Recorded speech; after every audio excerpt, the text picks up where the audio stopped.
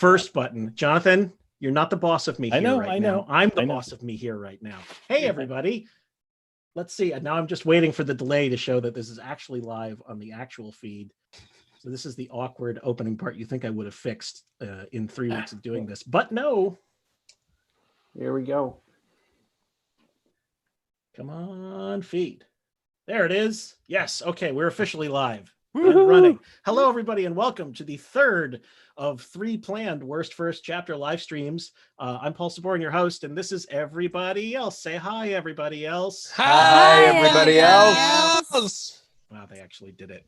Welcome. If this is your first time here, this is Worst First Chapter. It's pretty self-explanatory, but basically I've asked a bunch of my cool and funny friends to write a intentionally terrible opening to an awful book that doesn't actually exist. It can be in any genre. It can be fiction or nonfiction. It can be in their own voice. It can be in the voice of another author, either an actual one, live or dead, or a one that they have made up. It can also be other forms of work, song lyrics or a script. I literally have no idea, except for in one case, what any of these people are about to do. So A, let's hope none of it sucks. And B, content warning. If you're watching with your kid, have earmuffs ready or something. I don't know. Let's hope all of it sucks. Don't undermine the premise, Paul. I think you just warn people there would be content, which is very yes, warning, content approaching. That's right. This is the third time he's done this. If all of us suck, then nobody sucks. So let's protect each other. Ooh, wow. Amen. Okay. I am pretty much immaterial to the process here, except to tell you that we are working to raise funds for the Actors Fund, which is an organization. They provide support and services for professionals throughout the entertainment industry, both people who work on stage and screen and people who work behind the scenes. They do a bunch of wonderful work, including things like social services and financial assistance. They provide affordable housing and help people find affordable housing. They provide medical care and health insurance counseling and enrollment support, senior care, and career counseling and employment training, among many other things. You can donate at any time, whether you're watching this stream live or watching it later on, not live. The URL is bit.ly/worstfirstdonate. That's bit.ly/worstfirstdonate. I have given the content warning. I have introduced the event, which means it is time to go directly to our first speaker, who is me. Hi, everybody. I'm Paul Sabourin. I'm going to take a sip of water, as if you couldn't tell I was about to do that. Now, wait, so who's pointing where? Everybody's got a different speaker view. So you think you're pointing at me, but you're just pointing like up at nothing. Or, Everybody point at Paul. Yeah, Everybody point at me. Direction. Point Paul. Yeah, see, it doesn't work. Everybody's wrong. I'm covering our bases. Everybody is wrong. You're all wrong. And I win the first round. You didn't know this was a competition, but it is. I had really wanted to do a brand new piece for this week, but life intruded. So I am going to do a piece that I did. Worst First Chapter started out as a live show. It started out as Worst First Page, an event on the Joko cruise for a number of years. And then we took it to a few places, including the San Francisco Sketch Fest, where we expanded it to Worst First Chapter. This is one from the 2019 San Francisco Sketch Fest. And I have to get into character. Whoa. Paul? Where'd Paul go? No. I don't know who this Paul is.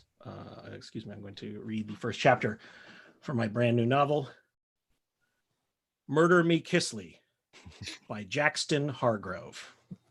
Chapter 1. It was hot that morning, steaming hot, like a Chinese laundry on the sun.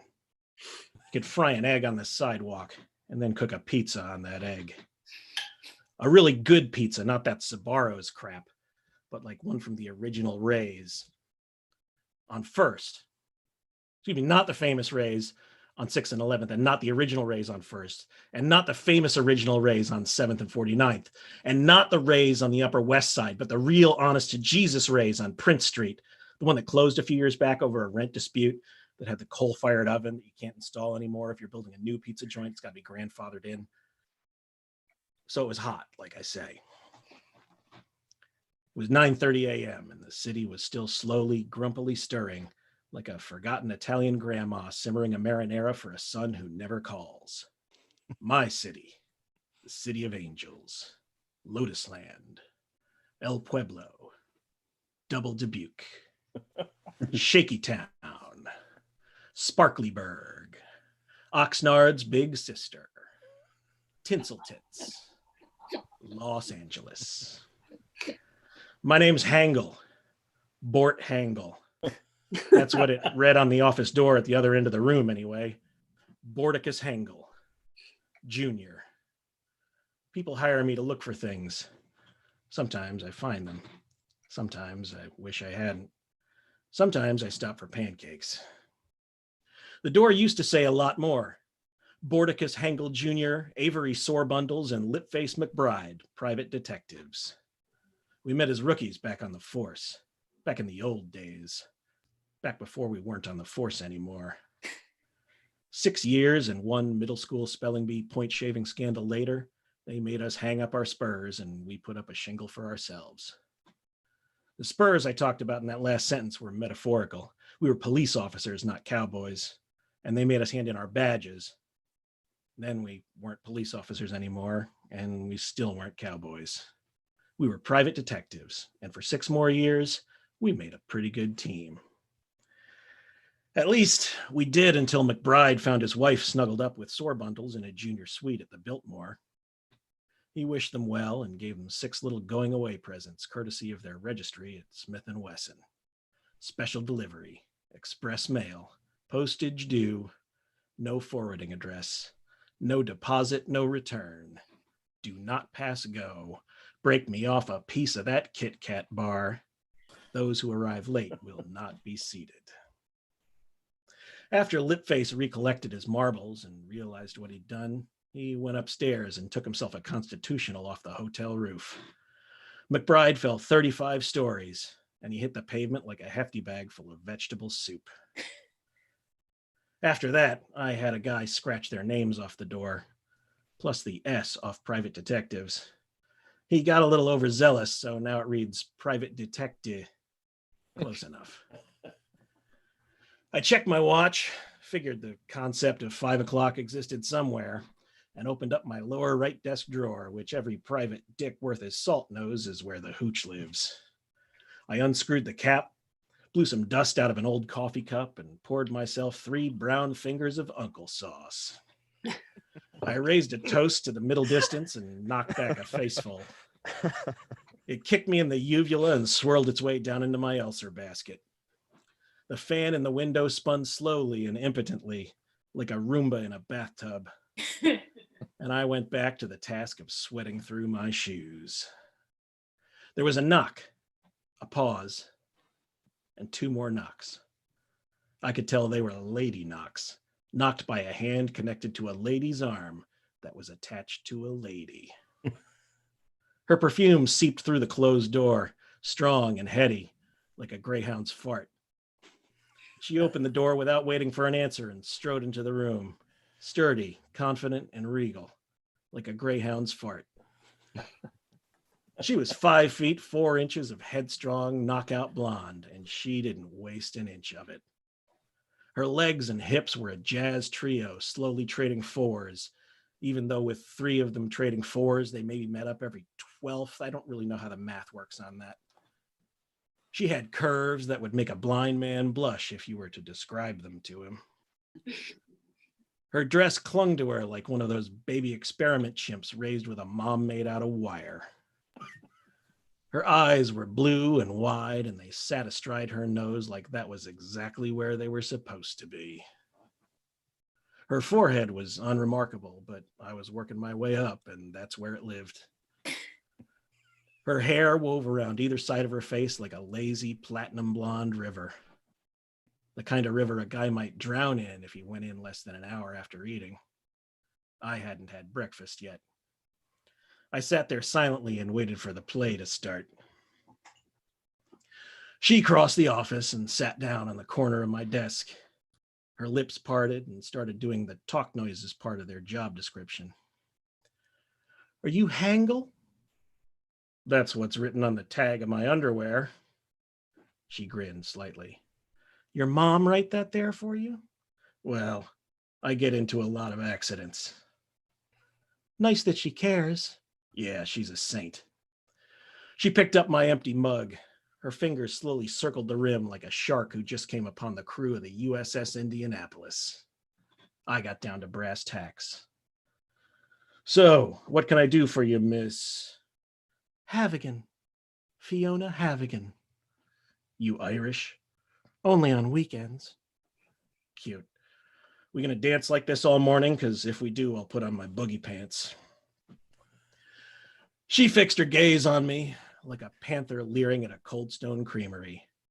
The panther in question really likes ice cream. Mr. Hangle, I need someone to find something for me. I need it done quickly, and most importantly, I need it done quietly. I paused a moment. You hear that? No. Well, that was me.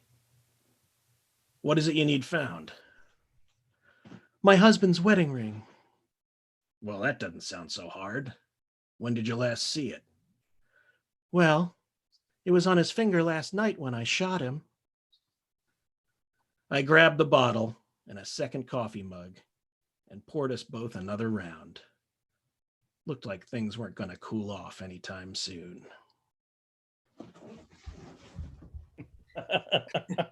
Hey, everybody, what happened? Woo! Yeah. Thank you. Okay, elephant in the room. Whose computer went off and made a noise during the part where there's supposed to be no noise? Nice improv, Paul. Well done, sir. No, that was part of the reading, and it was just interesting to me. It sounded like somebody started playing electric guitar. Jonathan, care to? I was not playing electric guitar. Nobody's going to cop to it. I didn't know we were doing Gong Show. All right. Well, let us go right to our next author for the evening. He is an old friend of the Paul and Storm organization, of which I am the Paul part. He is a very talented rapper, songwriter, and performer. He's wino. Gonna take himself a big old swig. Please welcome to the speaker's podium, Damien Hess, aka MC Frontalot. Hey. All around. I'm going to read the first chapter of An Office Romance, which is the novelization of the 20th century Fox motion picture An Office Romance, which is the film adaptation of the Mad Lib An Office Romance by Milton Bradley Games. This was written by Tony St. Carson Milliere. Chapter 1. Brenda knew in her heart of hearts that Dave, the tall, dashing fart from the 27th floor, was here to ask her on a date. What other reason could have caused him to wander past her desk twice on a busy Tuesday afternoon? Surely he had no business to attend all the way down here in the secretarial pool. A redness glowed in his cheeks once he finally stood still long enough to meet her eye. Brenda, he said grossly. The word slithered from his mouth and pooled on Brenda's desk, shimmering like an oil slick there. No adverb in the world but grossly could have described the way he spoke. Brenda turned this adverb over carefully in her mind. Of course he speaks so grossly, she reasoned. His executive position as a fart on the 27th floor demands of him that he sicken his business world adversaries and colleagues every day. But in this moment, she wished she weren't having such a hard time keeping down her lunch. Brenda, he said again, have you got any, is there already maybe something you're doing on Thursday night? With one careful intake of breath, Brenda steeled herself to reject him. Anyone else from the 27th floor, a vice president, a legal counsel, even an executive assistant might ask out one of the girls from the pool. Heck, with computers these days, the film and the and the novelization are both from 1982. With computers these days, the secretarial pool was barely a necessity in the building. Brenda wondered sometimes if the pool was maintained only to serve as a fishing grounds for Lotharios and Romeos from upstairs. It was serviceable in that role. Most of the young ladies were more than happy to visit a fine restaurant for once, and some of the executive assistants were quite attractive about the face. This fart had quite a face, chiseled chin, hair cut like a strong mountain at a great distance in the middle of summer.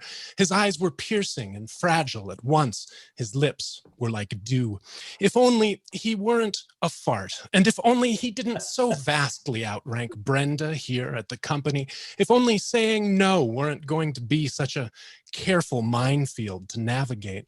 Her lips were poised to speak, and suddenly, with the distant scratching of a record needle, time seemed to stop for Brenda. Her panic and revulsion echoed away. You might be wondering, she said to herself, how I got here. The novel follows the film very closely. This was often how she paused to address herself, as if she were speaking to someone, just glancing in on her life, as if it all made sense and needed only a cheerful, measured voice to lead her through the steps, as if the world weren't a bunch of windstorms blowing a girl like Brenda back and forth from work to love and back again, as if each moment could only ever have been the one before the next, marching into now, her fate at her back and a road before her. There she was, way back in June, starting her first day at the company, seeing him from across the building lobby, sharing, was it a smile, flustered almost at his masculine beauty, knowing from the fine cut of his suit that she wasn't likely to cross his path again, adjusting her hair nervously. And there she was in July, and him too, at far ends of a hallway in the accounting department, he in conversation with the manager there, she only retrieving papers for her day's assignment. How did their eyes lock at such a distance? How were each startled out of that ocular embrace in such perfect unison, humbled mid-gaze by the realization that their work demands continued without respect to the swelling of their hearts. And then in August, that third moment in their fleetingly shared past, his absorption in the selection at the soda machine, the elevator opening, and the dawning recognition across Brenda's face. It's him, the man with mountain hair, and here we are together, alone and close together. I couldn't believe my luck, Brenda recalled to herself, but it wasn't Brenda's floor. And so the closing doors, a blockade against her yearning eyes, just as those eyes flashed in horror at the dawning recognition of his terrible professional odor. Brenda blinked herself back to the here and now, shaking off the close microphone voice with which she'd described these recollections to herself. He stood before her now with fear and expectation dancing a vivid tango across his stunningly dishy face. Thursday. He'd asked about Thursday.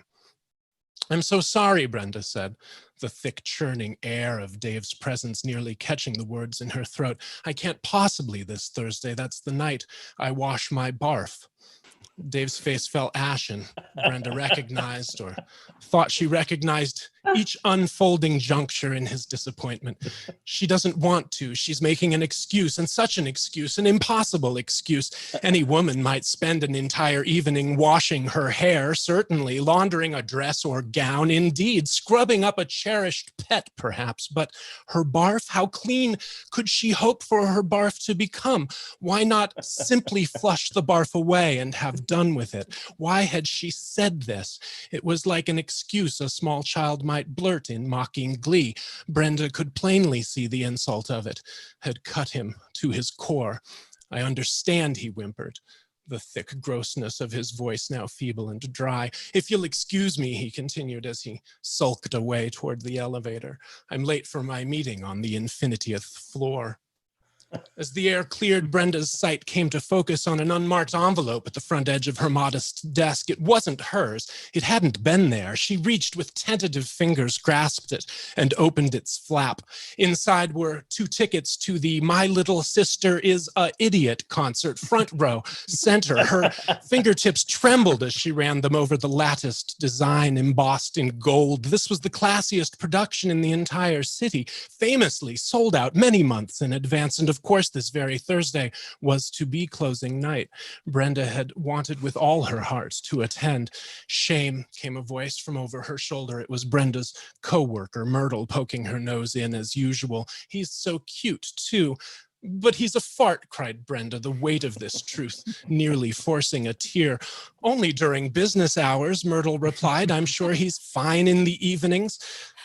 Of course. How had Brenda been so blind?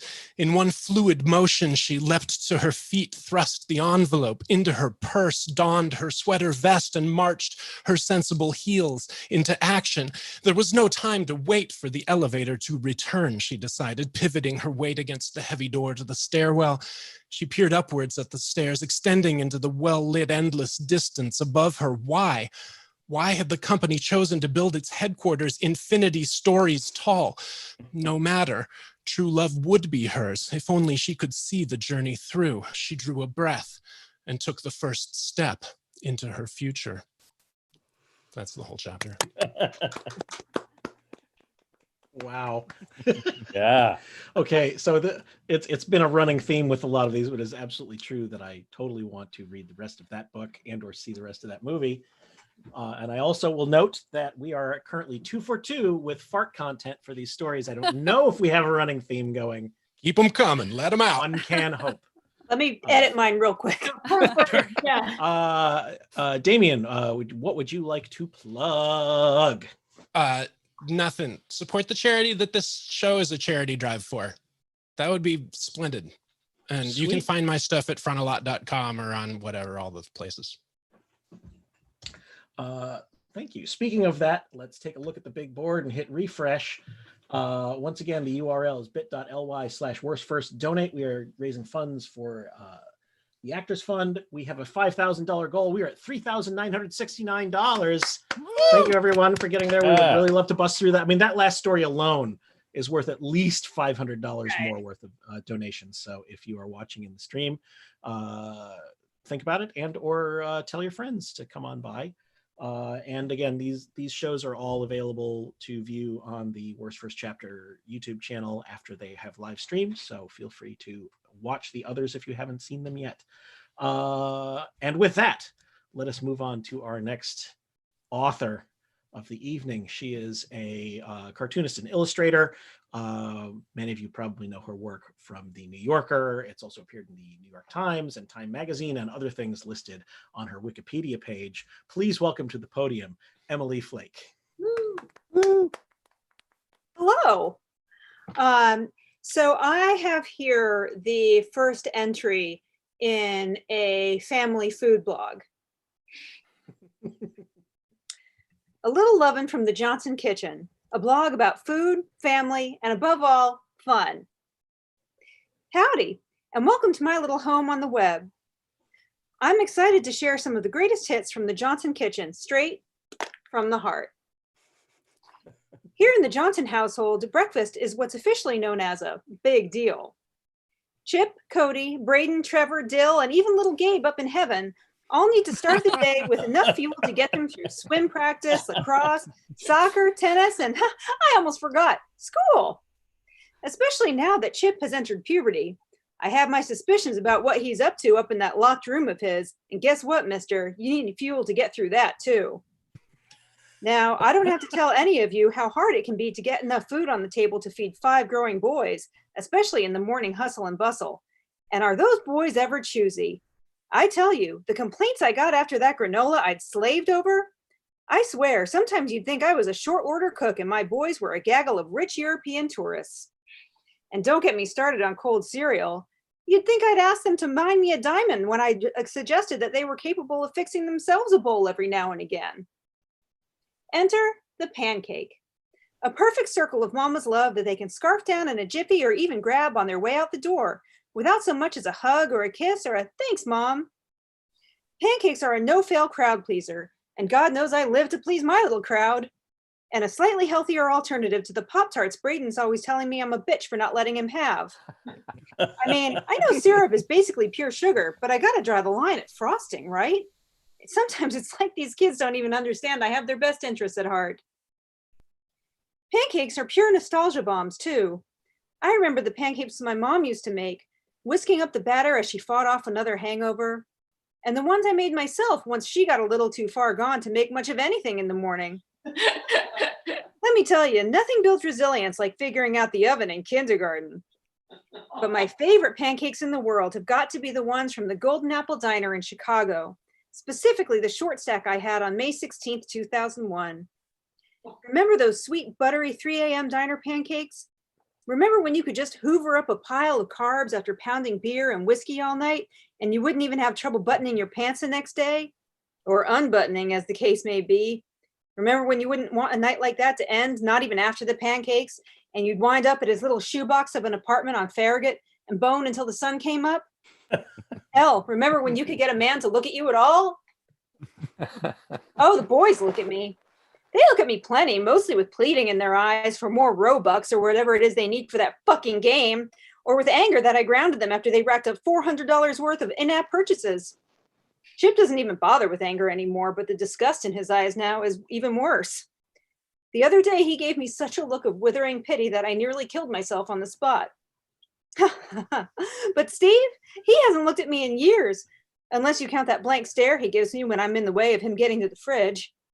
Don't worry, Steve, plenty of pancakes in there, right next to the beer, and I know you know where that is. Oh, here's the recipe. Just buy a box of fucking Bisquick. The directions are right there on the box. It makes 10 or 100. Who even cares?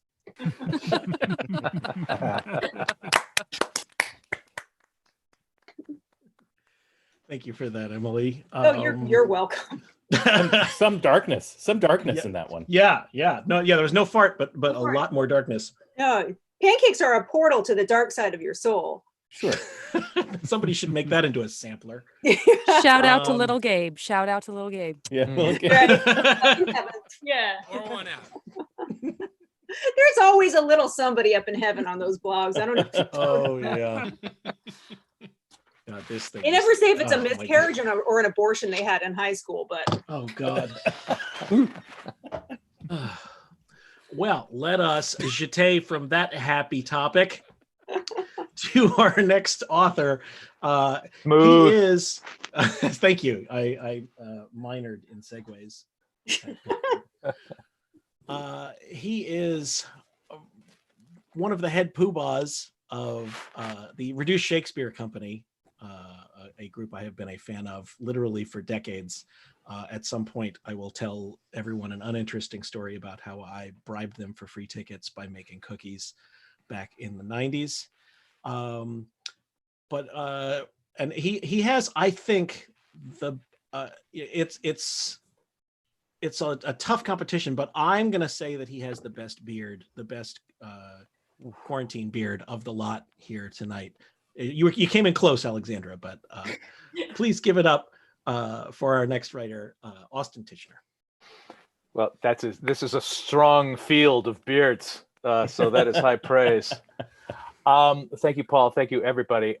So what I have created here is the prologue to the novelization of the screenplay of the film adapted from the memoir based on a life inspired by the movies adapted into a play based on a tweet. First looks. I remember exactly when it happened. I was standing on Mulholland Drive, my best girl at my side, the two of us looking down on the lights of Los Angeles, sparkling light sparkle in the movies, and sometimes when you get hit in the head, your eyes can't focus. Don't you see, Becky? I asked rhetorically, while grabbing her shoulders physically and declaring myself emotionally. I'm swept away. It happened one night. It was all quiet on the Western Front when suddenly, last summer, at high noon, when some like it hot, I was home alone, then cast away, gone with the wind, a twister in a perfect storm. I gestured dramatically to the iconic 9 giant letters standing like silent, sentient sentinels on an adjacent hill. Oh, pretty woman, I continued, look at the signs. I have a sixth sense. We're unbreakable. It's a mad, mad, mad, mad world, and I don't care if I am the Top Gun. This is the birth of a nation, the best years of our lives, starting the day after tomorrow, from here to eternity, because this is love. Actually. And that's when I knew I had gone completely Hollywood. I think I speak for all of us when I say boo. Thank you, Austin. Do you have any projects and or charities that you would like to pitch? If you want to find out more information about the Reduced Shakespeare Company, our website is reducedshakespeare.com. I produce and host, I think, the second oldest continuously running theater podcast, the beautifully creatively titled Reduced Shakespeare Company podcast. In addition, I assume the longest one is for the Fantastics. It might be, probably, or the Mousetrap. The Actors Fund is a great charity. I'd also encourage everybody to buy music, buy stories, buy art, buy things from artists who are not able to perform during this time. And also think of the children, specifically any children that might enjoy pop-up Shakespeare, written by Ian Reed Martin and illustrated by Jenny Maisels. Also, you'll be supporting my children, one of whom is in college. So stay safe, everybody, and thanks. Thank you, Austin. Which reminds me, I've neglected to ask you, Emily, did you have any projects and or charities that you would like to plug? I would like to plug St. John's Bread and Life. It's a food bank in New York City, and they are doing God's work. As far as projects go, I recently had a book come out called That Was Awkward, The Art and Etiquette of the Awkward Hug. It is now so irrelevant that you can just buy it, as an artifact of the world that once was. Oh, hey, let's take another look at the big board. Timpani, we are at $4,214. Yay! Yeah. Thank you again to everyone who has donated. And also, I should take this moment to mention that please only donate if you are able to, and only donate what you are able to. No amount is too small. Even if you can't afford anything right now, then try and find some other way to help. Donate your time, retweet charities that you would encourage others to participate in. Anything helps, obviously. Not to sound like every commercial on TV right now, but in these difficult, confusing times, all we have is each other. And now with the new McDLT, you can come that much closer to hunger. Right. Sorry. Just was seeing who was next. Our next author is a podcaster, a producer, a writer,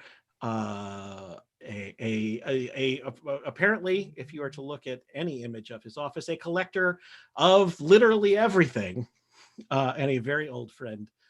Please welcome to the speaker's podium, Ken Plume. So this was a bit difficult to find, but I wanted to find the best worst piece I possibly could for this. So I actually found a story written by Kenny Plume, age 13, grade 8. And I just want to read it as I imagine myself to be in the future when I would be reading this for you all. So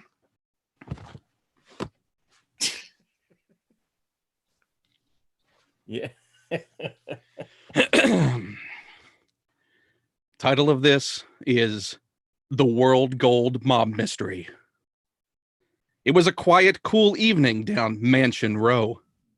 This was the place where the upper crust raked in the money. Some were legit. Some were on the shady side of the law. The mansion up ahead was the one Private Eye Slylock Jones was here to investigate. It seems the mob family, the Mancinis, had taken up residence here. Their ruthless godfather, Big E Mancini, was suspected in over 250 robberies around the Big Apple, and countless deaths were linked to his name. But he made sure not a single charge could stick, thanks to numerous high-paid lawyers. He was entertained nightly by the devastatingly beautiful Dancing Danielle. His hitman and right-hand thug, Matt Raposa, was cruel. In killing a man, he would take his guns, shoot the poor guy's kneecaps, then aim for the temples. The man was sick. Matt's number one girl, although she liked Big E with a passion, was Sexy Steph. Another part of the family, Big E's brother, Big Red Mancini, was killed in the recent robbery at Ross's Gold Bonds down on Fifth Avenue. leaving Big E embittered towards his killer, tough guy cop Kernan Barnes. They were sly, cunning, ruthless, but Slylock swore that he would get them. After pacing the block and the outer grounds of the mansion, getting a rough layout, Slylock observed Big E's limo starting to move. He hurried to his beat-up convertible and secretly followed the limo. In a few moments, the limo pulled to a stop at the World Gold Reserve. The limo ground to a halt. Out of the car popped a couple of Big E's most feared thugs, whom the media named the Horsemen of Death. Under their heavy black coats, it could easily be seen that they were trying to conceal a weapon, semi-automatic by size. Following these thugs, but quickly moving to the front, was feared hitman Matt Raposa. From the glint in their eyes, you could tell they were out for blood. As Slylock was watching, two moved over to the security guards, and at first they were faking a conversation, but with a sudden glint of steel, their bodies lay limp, their necks slit from ear to ear. Big E then proceeded towards the huge revolving doors with the Golden World emblem stamped on them and went through. Big E's strength was only surpassed by his huge ego. As soon as Big E moved in, his limo, along with the others, pulled out and turned the corner. Slylock decided to move in and, with a few quick strides, swung through the revolving doors, his hand on his magnum. But surprisingly, the thugs were nowhere to be seen. As Slylock looked around, he observed the bodies of the security guards whom Big E must have plowed through. Matt Raposa's famous double skull and heart shot could be seen on all the victims. Slylock knew that the mob demon Big E Mancini had been here. The only problem was, where was he? Slylock searched tirelessly for Big E, while the mystery of where he had disappeared to still burned fresh in his mind as he progressed down to the sub-basement holding vaults. This is where the world's supply of gold was held, and its security was like an iron fist, with guards from every nation around the world, each protecting its own precious supply of gold. Slylock knew the temptation of this largest supply of gold, the wealth and power it could give, was too big for Big E's greed and selfishness. As Slylock was about to step into the elevator leading down to the vaults, he was joined suddenly by Chief Detective Kernan Barnes, the killer of Big Red Mancini. The elevator screeched to a halt, and they both stepped cautiously out. But as soon as they did, a resonating scream could be heard, and in front of them, in all of his evil glory, stood Big E Mancini. Next to him, gun still smoking and with an evil glint in his eye and sneer on his lips, stood Matt Raposa with a dead security guard at his feet. With a sudden quickness, Detective Barnes whipped out his gun and shot Matt Raposa in the leg. And with a fury, Matt grabbed his knife and flung it into Kernan's neck. The life fled from Detective Barnes's body, and with a sudden gasp, he fell dead onto the floor. Slylock rushed to the elevator entrance, but then he heard a sudden piercing cry as a bullet hit him in the arm. The blood gushed onto the elevator wall as his body fell to the floor. Slylock looked up as the doors closed. All he saw was Big E, with an evil sneer and the wisps of smoke rising from his gun. Then it went black. Ta-da! I feel like I learned a lot about species.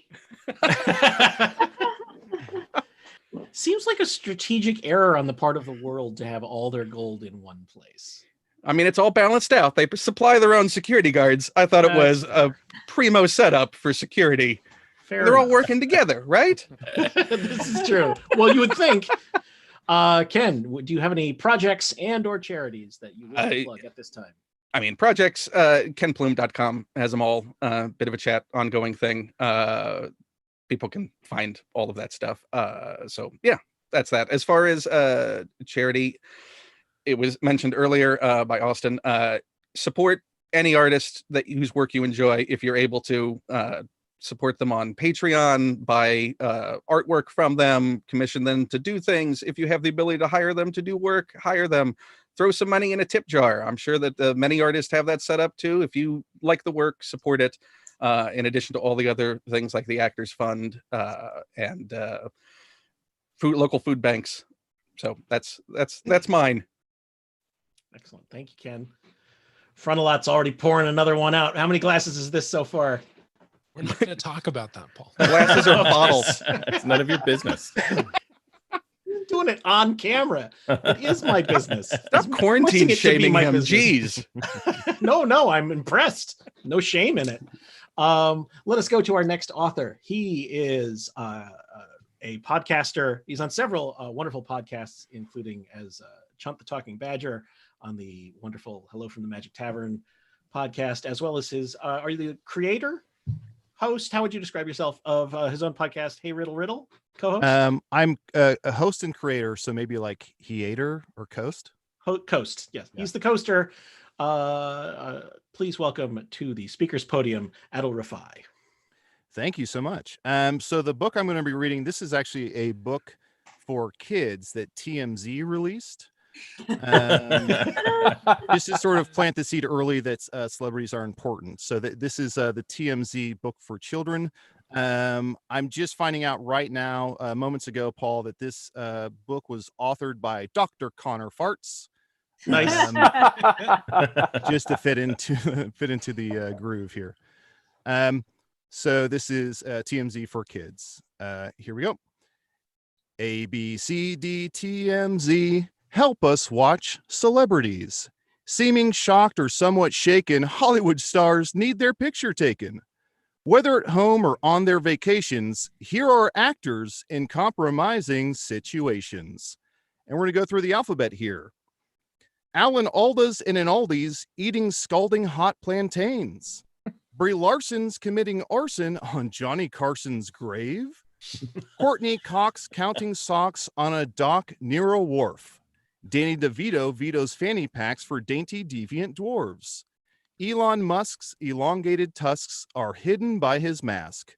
Fred Savage eating cabbage cause his batting average last. Gwyneth Paltrow's Palo Alto bungalow is up for sale. Holly Hunter's folly blunder wonders if she'll ever fail. John Travolta pawned his quota, a con he's done before. Katy Perry made a scary 80-ounce cocktail liqueur. Liam Neeson leased a Nissan to his niece, and that's a fact. Matt Damon's inner demon was last seen fat-shaming cats. Nick Jonas picks the POTUS, taking onus for his cake. Paul Rubens inner tubin down a hall in Silver Lake. Quincy Jones faintly moans in his home in Big Sur. Ron Howard is a coward in the shower, to be sure. Sly Stallone buys a phone for his lone pony who's in heat. Taya Leone made cannoli in La Brea. What a treat. Uma Thurman's Puma plays theremin in a minuscule parade. Vince Vaughn minces prawn since he left the Palisades. Werner Herzog earned his prize hog in the winter this past year. Xander Berkeley panders weekly with no candor out of fear. Yasmin Bleeth has been meek in her sheets. Take a look. Zach Braff lacks decaf in his coffee pantry nook. All these stars make mistakes. They're just human. Now you know. Take a camera, snap a photo. You're a baby paparazzo. The end. That absolutely deserves to be illustrated. Yeah. Ooh, yes, please. Yeah. Crying out. I felt the grossest I felt was writing John Travolta pawned his quota. Uma I Thurman wish plays the theremin was Yeah. I think we're all a little tired of TMZ not leaving Werner Herzog alone. Obsessed with him, TMZ. Cowards. Ever since the Mandalorian. By the way, I would love to, I don't want to call undue attention to it, Adal, but I'm very impressed that you he's not actually in a closet. He built up a closet set behind him just in order to make him look, keep yourself humble is my understanding. Remember your roots. He's actually in his own full podcasting studio. Yeah, but I added some clothes to dampen sound and then also just make me look humble. Yeah. Great. Give the veneer of humble. Right. Okay. Our next, okay, this next piece is a first for worst first chapter or worst first page, in that it is a two-hander, a double act, if you will. I don't even know where we're going from here. She is an actress and voice actress, a podcaster, and a all-around wonderful person. He is a journalist and TV writer, and I don't know him as well, but the extent to which I know him makes me think he is at least partially a wonderful person. Thank you for the qualification. Well, when I get to know you better, I'll give you a better push. Please, I think you're awesome. Please welcome little Janet Varney and Brandon Reynolds. Hello. Thank you, Paul. Hi. What a pleasure to be here. Introductions have been made. I'm Janet. I'm Brandon. And you want to tell them what we're up to? Yeah, we have gotten very interested in ASMR, but feel as though as a genre, it is a little underrepresented. It's a little bit skinny. Mm-hmm. So we're expanding that. We've written a novel, an entirely ASMR novel. That's right. And we're excited to give you just a small taste. Today, we're going to be reading the first chapter from our ASMR book, Whisper His Name, an ASMR spy thriller. Hopefully you'll find it very calming. It starts the same way we start all our sessions, with a meditation. So take a few deep breaths and close your eyes. That's good. Feel those breaths. Okay, good. Now imagine that breath filling you with warmth. It's a warmth of the late morning sun streaming through a window into a small but comfortable room. You're sitting there, taking in the warmth and taking in the sounds around you. The dregs of last night's champagne fizz out of a glass. On the cracked screen of the TV that only carried one staticky channel, a man is painting on a canvas and cooing about happy little clouds going wish, wish, wish. And also there's a happy little fly that was buzzing around all night that you could never manage to swat. Fucking fly. And now that your body is warm, imagine that warmth as a gentle glow starting at the very top of your head and moving slowly, slowly down, down, down, and growing stronger and more focused as it caresses your forehead, and tighter as it runs down the bridge of your nose, and tighter as it traces your throat. And just as it nears your heart chakra, now it's a bright pinpoint of red light, and it's a laser sight of an assassin's rifle. And you quickly but gently lower yourself into child's pose as the assassin fires.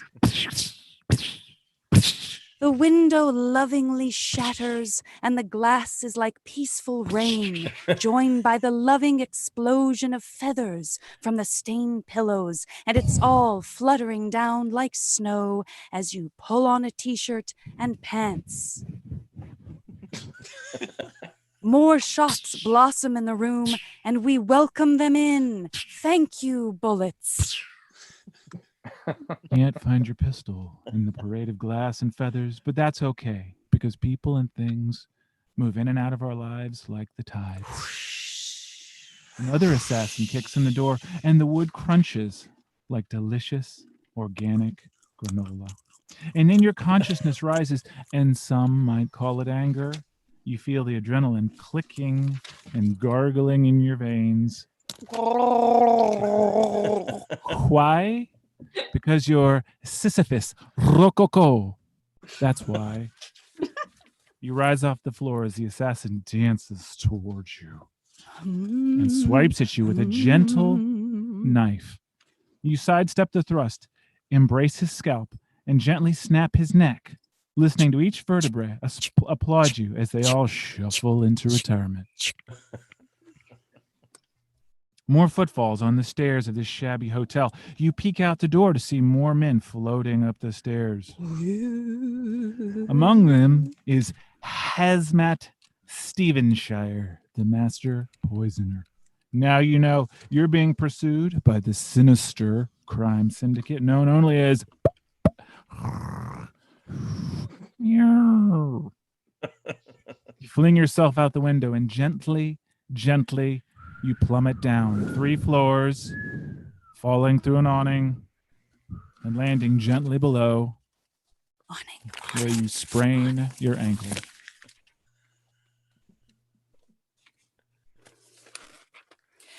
You're in a bustling bazaar in the middle of this desert city. It's a bustling bazaar, buzzing like bees. Suddenly, more assassins appear in front of you, fingers twitching on fingers, triggers, so many fingers, so many triggers. You dispatch them one by one. As the last one approaches, you gently jerk a wire out of a wall and apply it to the killer's temple, where electricity is invited to course through his body, thrilling him all over the ground, and there's urine, and so on. You stand. Is that the last of them? But then you feel a tingling on the back of your neck, a tingling as of fingers stroking your nape. You touch the feathery end of a dart stuck there. As you fall gently, gently into a deep, deep relaxation, you see the poisoner Hazmat Stephen Shire standing over you, and then deeper relaxation. Your consciousness rises up out of a peaceful humming, probably like being the child of two hummingbirds, and listening to your parents argue hummingly while you sit on the soft sofa between them. You're gently tied, tightly and uncomfortably, to a chair in a concrete room lit by a bulb overhead. Your mouth is dry, very dry. You've been drugged. It's really dry. It's very dry. A man steps into the light. He wears a velour suit and holds an adult male sea otter in his arms and strokes it very regularly. And since you know that otters have the densest fur in the animal kingdom with 1 million hairs per square inch, you know that it feels very good. You also know that who this man is. Shush Sir Cuts, the shadowy head of International Crime Syndicate. The otter purrs. Sir Cuts draws near. Welcome to this gentle place. Sisyphus. I've wanted to look long into your eyes. I have long wanted to look into your eyes for a long time. Long look, long eyes. It seems you interrupted my vacation, Sir Cuts. I hope you plan to compensate me. Oh, I do. Sisyphus.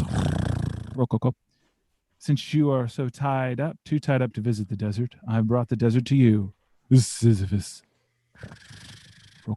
Just then, the poisoner Hazmat Stephenshire manifests at your shoulder. He smiles, and you feel a gentle tingling at the top of your head that begins to tickle down your scalp, tickling down over your ears, down the back of your neck, tickling and tingling down under your shirt and down your spine. Now you see that the poisoner is holding a bucket. And as the tickling and tingling tickles and tingles down your forehead, before your eyes, a scorpion gently appears. Thank you.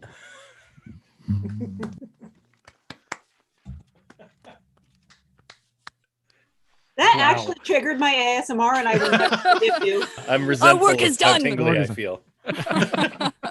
There's so much to love from that, although I think my favorite is falling through an awning and having it go awning. Just to differentiate it from the various other types of tarpaulin and cloth that you might fall through. Oh, that was, and also now it all makes sense why you are both in front of a Bob Ross original. Now I totally understand. Thank you for your comment. Can we get another 3 hours of that? Yes. Do either or both of you have any projects and or charities you wish to plug? Sure. I get to scoop my own festival, which is to say that we have been, SF Sketchfest has been releasing some from the archives videos, which we've never done in our 20 years. We are doing it in part to help support local San Francisco venues and many people within the Actors Fund as well. A lot of San Francisco stuff has been very threatened by the situation, so we are supporting them and the artists. And tomorrow we're going to be releasing our tribute to Fred Willard for free for anyone who wants to watch it in his memory. He's a wonderful, wonderful part of SF Sketchfest for 19 of our 20 years, and we miss him very much. So if anyone wants to watch that, it's free. You can also stick around and help and make donations to the other worthy causes that you will find at sfsketchfest.com/watch. And then we also wanted to, because this is Worst First Chapter, talk about a best first chapter, and in fact, wonderful book that I just got to do audio narration for. Our friend author Anna Cox has a book that's being released called I Keep My Worries in My Teeth. I Keep My Worries in My Teeth. She is wonderful. Support local booksellers, support authors, and thanks for having us. And local journalism. If you're from somewhere, support the journalism there. That's right. And most all of us are from somewhere. And there's no excuse, Paul. Except for farts. Except for, well, they're from somewhere. Adal, I neglected to ask if you had anything that you wish to plug at this point as well. Thank you. No, just what you mentioned, Hello from the Magic Tavern and Hey Riddle Riddle, just 2 podcasts I do, so check those out. Awesome. Let us jete on over to our next author. He is a, well, let's read from the opening paragraph of his Wikipedia page. He's an American television writer and producer, known for his work on numerous comedy series, probably most prominently The Simpsons, as well as a co-creator of Mission Hill, a producer on Futurama and Disenchantment. We are very pleased to have join us at the author's podium. Please welcome Bill Oakley. Hello. Hello, everyone. So I have a first chapter here. And this is from a book that I picked up at the grocery store, which is the only place I ever go anymore and have been for 8 weeks. And it is volume 6 in the Red Hot Rural He-Man romance series. The title of the book is Heart of Fire, Breath of Sardine. Chapter 1. Braley had never dreamed that a wealthy, spoiled sardine heiress, such as herself, could fall passionately in love with a gruff yet handsome one-eyed fisherman. But then again, she had never met Burlo Schwangle. Not yet anyway, but it was a yet that would change the course of her life forever. 4 months earlier, which is today though, as her Alaska Airlines flight descended into the Alaska airport, Braley Beachcliff took a last sip of her skinny teeny with imported acai berries and reflected on the events that had brought her to this icy land of mooses and rugged yet bearded men.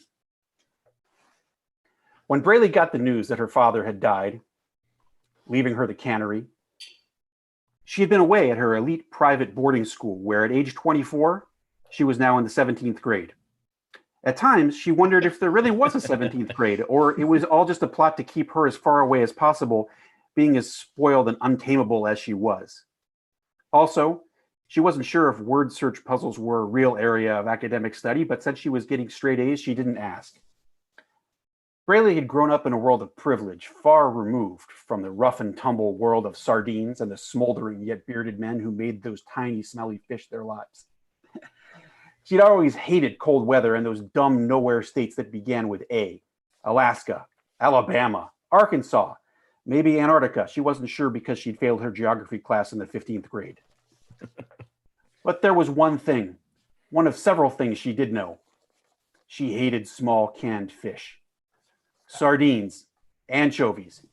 She also hated jarred fish like herring and gefilte, though to a lesser degree since she had never heard of them. 4 months later, which is today, though, Braley awakened in the hammock of Burlo Schwangle, enveloped in the anaconda-like embrace of his python-like arms. Snoring peacefully as the aroma of Braley's elite shampoo tickled his nostrils, Burlo dreamed of how he had gotten to this place. His life prior to the age of 21 had been a blur of orphanages and motorcycles. A rebel since he'd been in diapers, Burlo had been too much of a rebel to wear diapers and simply crapped on the floor of the orphanage in which he'd been raised, much to the consternation of the motorcycling nuns who ran the place.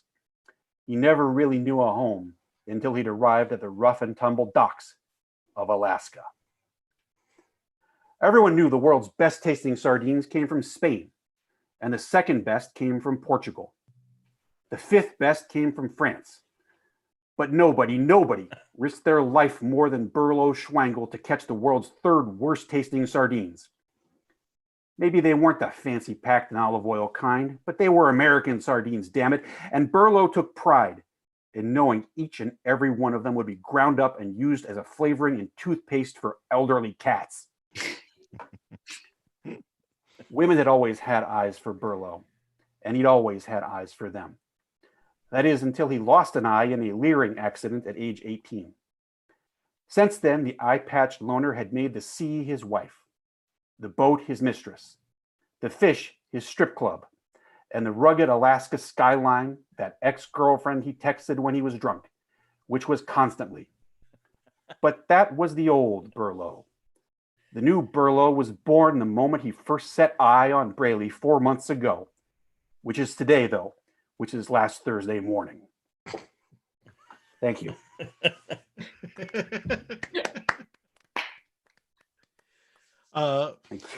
Bill's a newcomer to the worst first chapter world, but I knew we were in good hands, and I knew he truly understood the subtle nuances of a genuinely awful chapter, talking about the plane landing at the Alaska airport. That's Yes. a particular degree of terribleness that I appreciate. Especially. Thank you. Bill, do you have any projects and or charities that you wish to plug? Do so now. Oh, well, some people may know that I'm a food aficionado who has taken on this crazy hobby of reviewing snack food and fast food and frozen food all the time. So if you have any interest in that, you can follow me on my Instagram, which is @BillOakley. Somebody in the chat, I'm following along on the YouTube chat, did mention while you were reading, this is the weirdest Taco Bell review I've ever heard, and I'm totally here for it. So I'm better known for that than a lot of other things these days. So you can follow me on that. Also, in terms of charities, I would actually just rather have everybody at the moment support their local food cart, food truck, small local carryout restaurant as soon as it's available or open in a safe distance fashion and stuff, because that's there's been a lot, certainly here in Portland, there's been quite a bit of struggling in that area, and I encourage everybody to buy, eat, shop local if you can. Thank you. Thank you, Bill.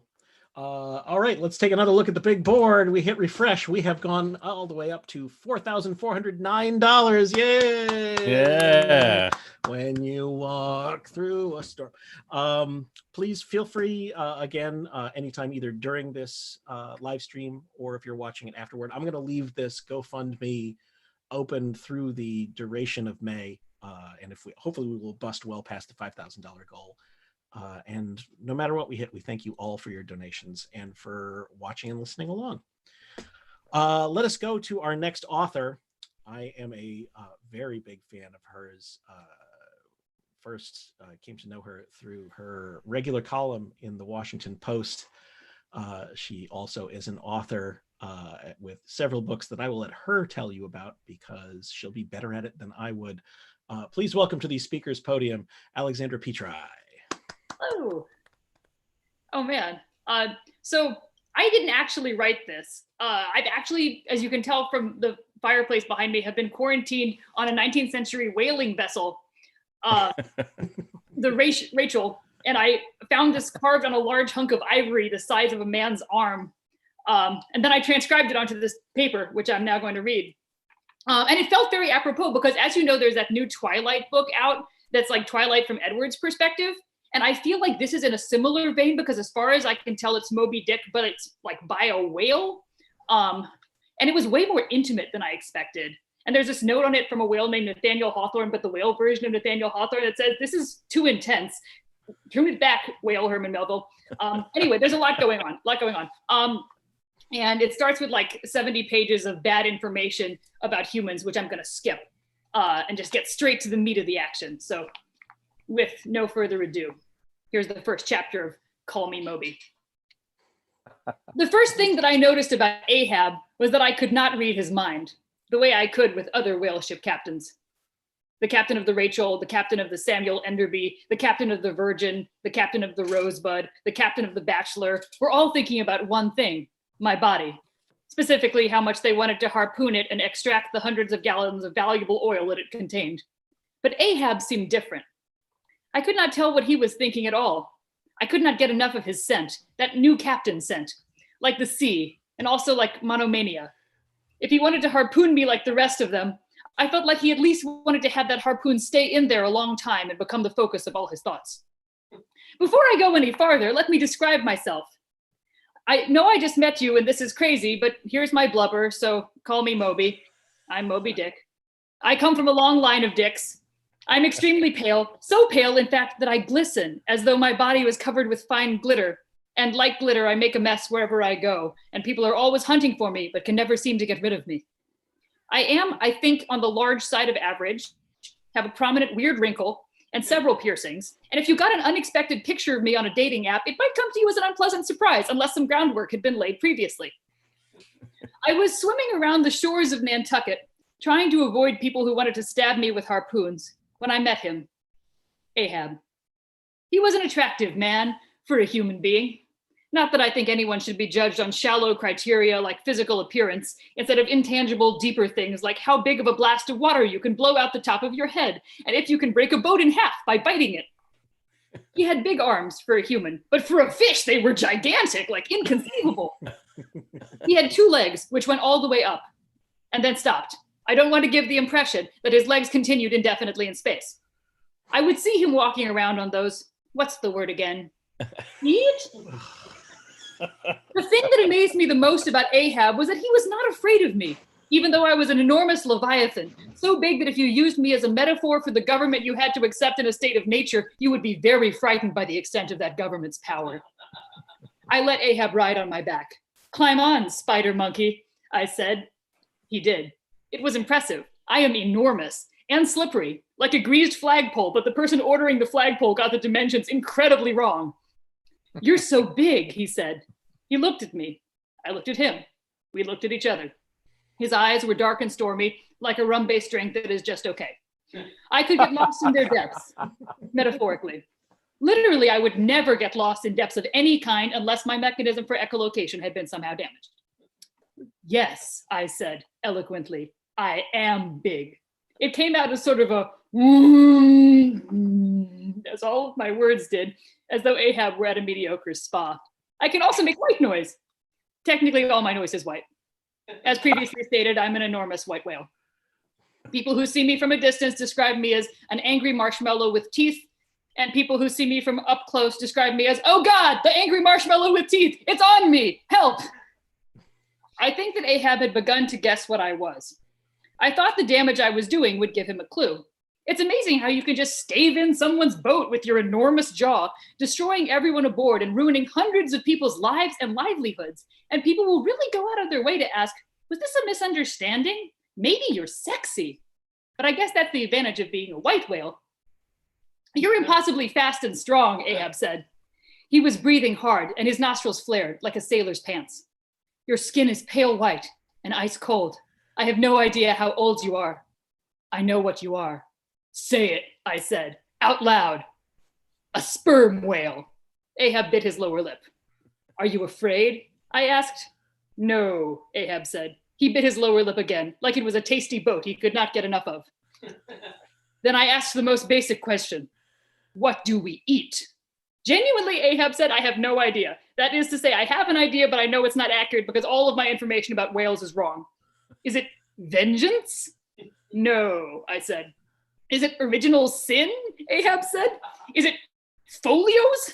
What is the whale curricula at your school? I asked him. Ha-ha, Ahab said very loudly. I stared at him. Oh, Ahab said, sorry, it's a pod, isn't it? Sorry. He bit his lip again. I have been a bad captain, and you should give me a citation.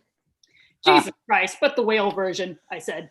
Look, I'm not like other whales. I'm trying to be a vegetarian whale. I don't like to destroy boats and can also read minds sometimes, I think. I don't wreck ships. I want you to, Ahab said.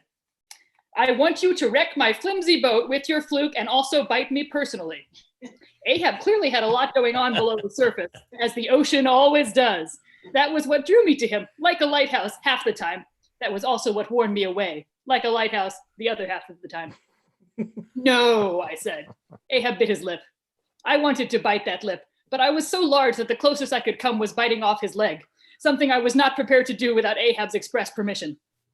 Towards thee I roll, thou all-destroying but unconquering whale, Ahab said. To the last I grapple with thee. From hell's heart I stab at thee. For hate's sake I spit my last breath at thee. Thus I give up the spear. This was foreplay. He shot his harpoon into me and I bit off his leg. We'll see each other again, he said. I took with me only memories. And his leg, both of which I still carry around inside me to my great discomfort. And then it gets very sexual, and I'm going to just stop.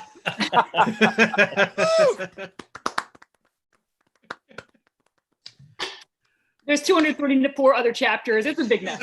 Yeah. We've got all night. Yeah. I'm not going anywhere. Yeah, what are we going to run out of internet?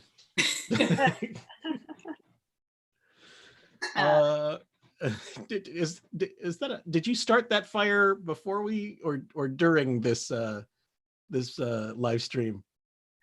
Just at the very beginning. Oh, it's okay, very good. hot. I actually want to move. I was gonna ask. Real commitment to the I bit, put a though. marshmallow that's like 2 degrees done. Crispy on the outside, but not, yeah. Please go ahead and take this opportunity to plug your things and or charities as you see fit. Oh yeah, well, doubling down on Actors Fund and local businesses and support your local restaurants. I just bought an entire quiche to support a local bakery, and also because I love quiche. That's not really a charitable thing. That's just some quiche facts. But I wrote a book which is coming out. I have a copy, but you can't have a copy until June 2nd. It's called Nothing is Wrong and Here is Why, another title that really the Times caught up with. So yeah, get it on Bookshop and support your local indie bookstore. Yes. And yeah, go Actors. All right, let's take one more look at the big board. We are at $4,509. More applause. Thank you, everyone, for your donations. Well, we're here. We're down to our last author of the third and currently last worst first chapter. Our next author is an old friend. Well, he's not that old, but he has been a friend for a long time. He is the lead singer of Jonathan Coulton. And he is a wonderful and talented singer-songwriter. He is the name. Can you be a namesake of a thing that is named after you, or is that a different thing? Are you only a namesake if you're named after a thing? And that's a genuine question. Does anyone know? I think he's eponymous, but I don't know what else. A platypus. One of the founders of the eponymous Joko Cruise. Please welcome to the podium, Jonathan Coulton. Thank you very much. A novelization of Billy Joel's greatest hits, where each chapter is one song, starting with Piano Man. Chapter 1, Piano Man.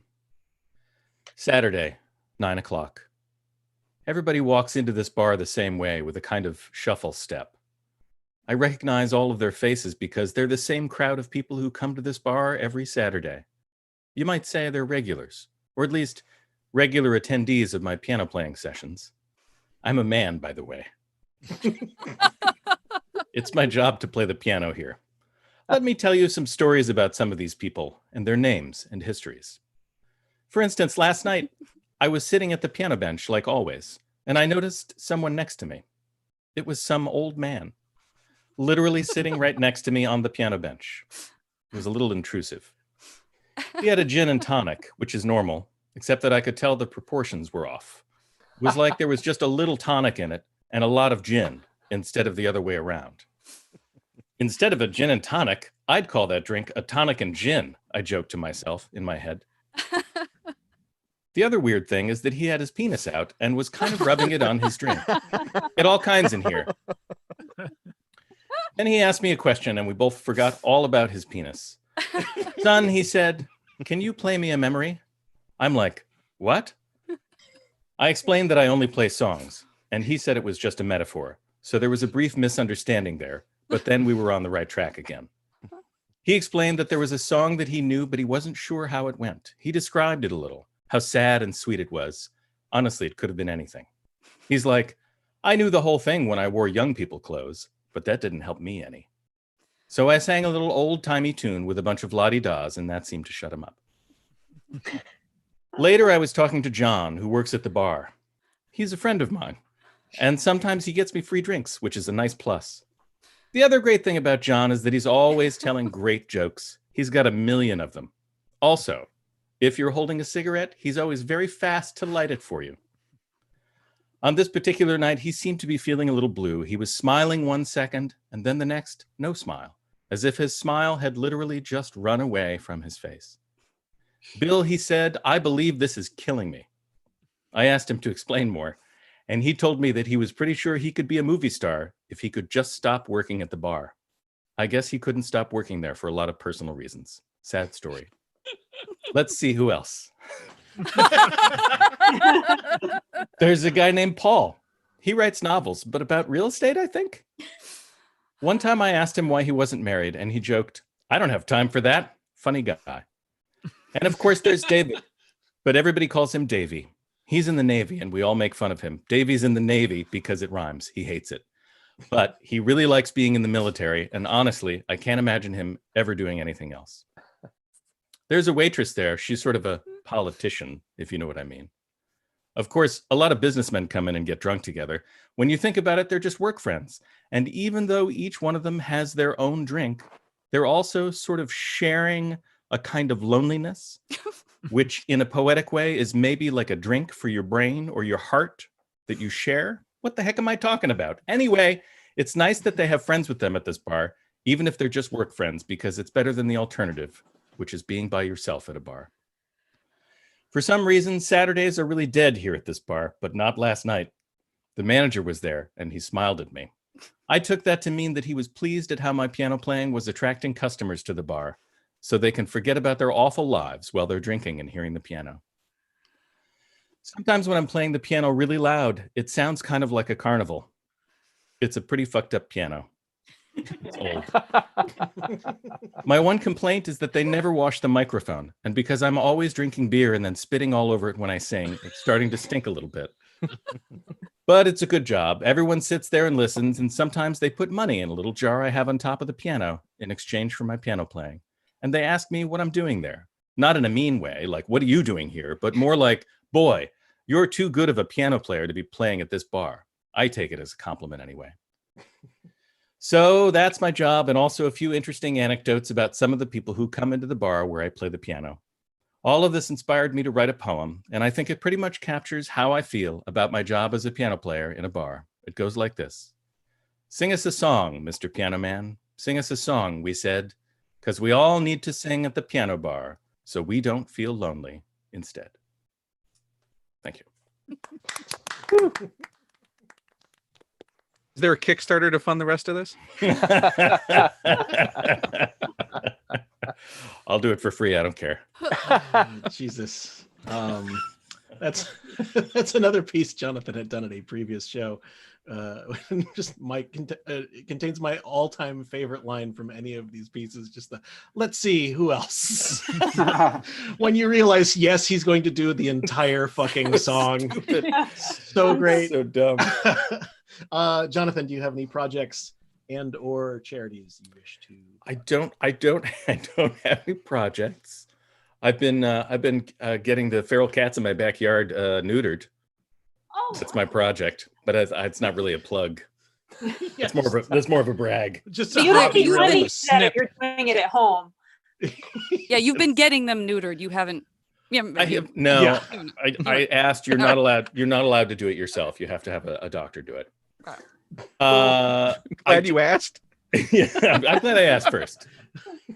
I don't have anything to plug, and I don't have any particular charities to support. Everybody has said all the right things about that, and I just want to thank Paul for putting this event together and raising money. It's a very nice thing of you to do, and we're all glad to be here.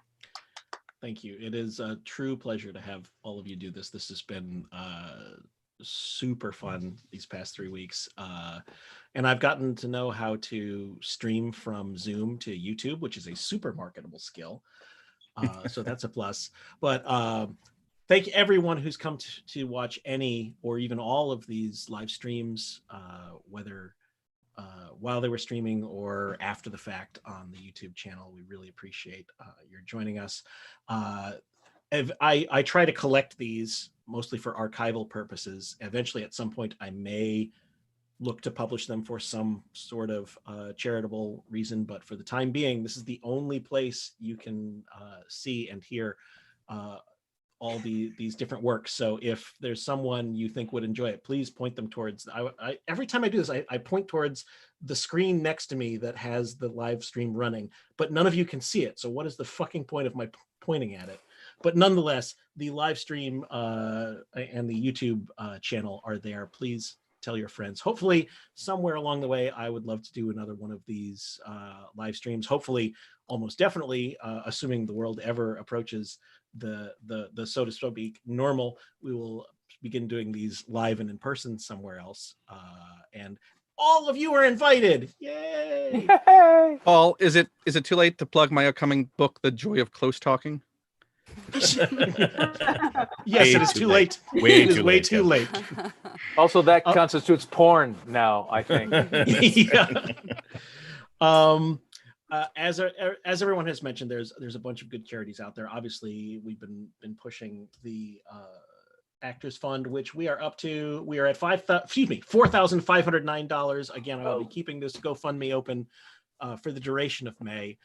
Thank you again to all of you who have donated, and whether or not you're donating to that cause, any of the other charities that any of our authors have mentioned are very worthwhile, especially the whole support locally notion. If you have a local food bank, see if they need donations of money or food or of your time if you are available. Do what you can as you can. Everybody stay safe and stay sane. And eventually we will all escape from these tiny Brady Bunch style boxes on our computer screens and get to see each other in real life again. Eventually. Yes, Ken's looking around. Yes, we're right behind you, Ken. Oof. I'm the doll. Narrow it down, please.